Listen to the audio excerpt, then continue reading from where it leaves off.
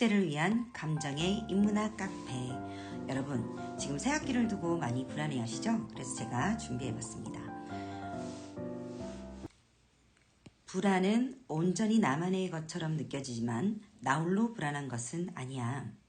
사실 지금 새학기를 두고 과연 내가 잘할 수 있을까? 내지는 고등학교 가서 잘할 수 있을까? 중학교 가서 잘할 수 있을까? 고민하는 분들 정말 많으실 겁니다. 이 삶이라는 것은요, 선택의 연속입니다. 무엇인가를 선택한다는 건 다른 것을 포기한다는 것도 됩니다. 자, 그리고 선택하지 않는 것에 대한 미련은 언제나 남습니다. 과연 내가 제대로 선택한 게 맞을까? 이런 불안은 매 순간 찾아오는 감정입니다. 그리고 이 불안이라는 것들은 우리가 포기한 것들에서도 나오게 되어 있습니다. 특히나 이 청소년 시기에는 어떤 상황을 스스로 조절할 기회도 적고 또 선택할 기회도 적어서 더 불안할 수도 있는데요. 거기다 우리 어른들은 이 시기를 어떻게 보내는지에 따라 너의 미래가 달라진다고 자꾸만 강조를 하죠. 그래서 이 선택에 대한 중요성이 우리 학생들에게 더욱더 가중되고 있는 중입니다. 그렇지 않아도 불안이 지글지글 끓고 있는데 거기다 기름까지 붓는다니 정말 가끔은 부모님이지만 싸우는 경우도 있죠. 그런데 그거 아세요?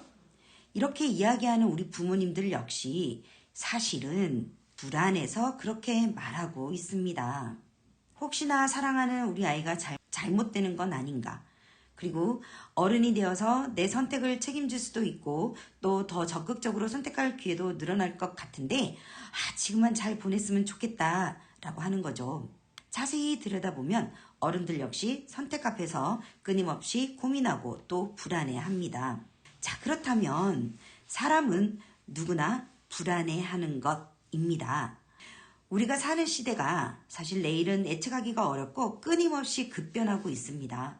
매체에서는 10년 후, 20년 후 사라질 직업에 대해서 알려줍니다.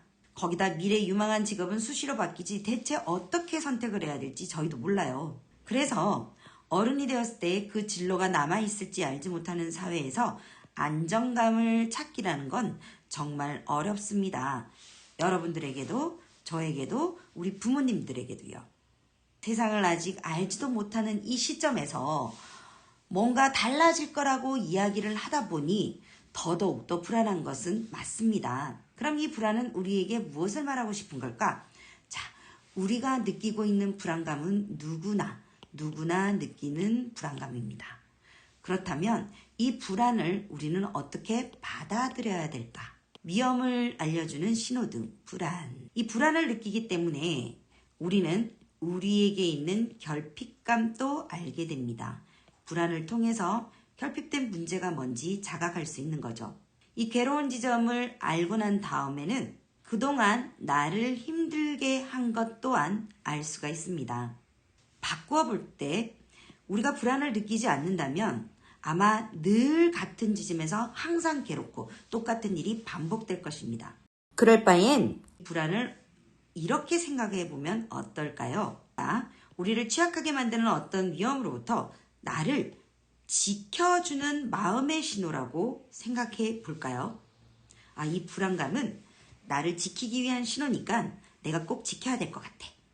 부주의하게 행동하다 보면 떨어질 확률도 커지잖아요. 이렇게 불안은 우리에게 닥칠 위험을 미리 준비할 수 있게 해줍니다. 이것 덕분에 우리가 위험에서 벗어날 수 있는 거죠. 새로운 출발을 앞두고 우리는 불안을 인정하되 잠식되지만 않도록 우리가 사는 세상은 그 누구도 예측할 수 없습니다. 이 불안이 점점점 더 커질 수밖에 없는데요. 아무리 준비한다고 해도 인간의 삶은 예측하기 어렵기 때문에 어떤 경우에도 불안은 우리를 찾아올 수 있는 손님입니다. 그 손님을 두려워하고 피하고 움츠러들 수는 없잖아요. 불안이라는 감정 자체를 두려워하지 말고 이 덕분에 무사히 지나가리라고 그동안 있었던 일을 떠올려 보는 일부터 시작해 봐야 합니다. 좋았던 경험을 되살리다 보면 우리가 이겨낼 수 있는 힘에 탄력을 받잖아요. 그동안 내가 힘들었던 내지는 불안했던 상황을 떠올려 보고 어떻게 준비하고 해결한 덕에 더 좋은 결과, 뜻하지 않은 결과를 얻었던 경험들을 한번 살펴보는 것도 굉장히 좋아요.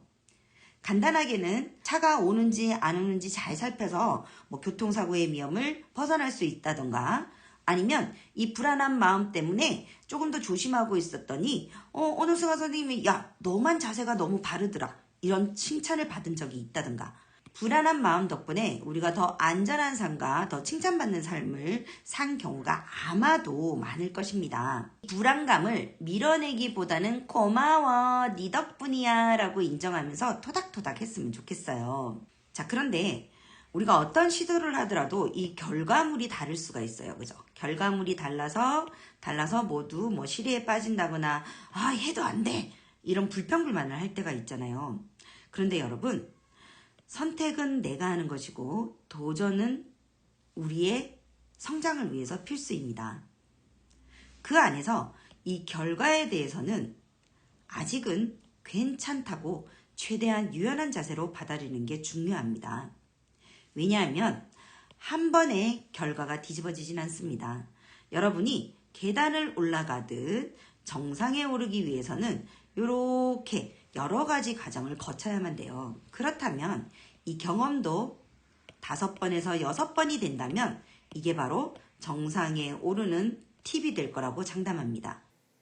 마음의 힘을 가지고 아무래도 나는 괜찮아, 좀 어렵거나 실패해도 괜찮은 태도, 이것은 자신의 삶을 포기하는 게 아니라 제대로 적극적으로 도전하는 마법이라고 생각하면 됩니다. 오늘 하루 불안에 이겼다고 자만하지 말고 여러분의 불안을 겪어내면서 정상에 도달하는 순간까지 아무 생각 없이 쭉 함께 힘을 내서 가볼까요? 책 한 달락 읽기.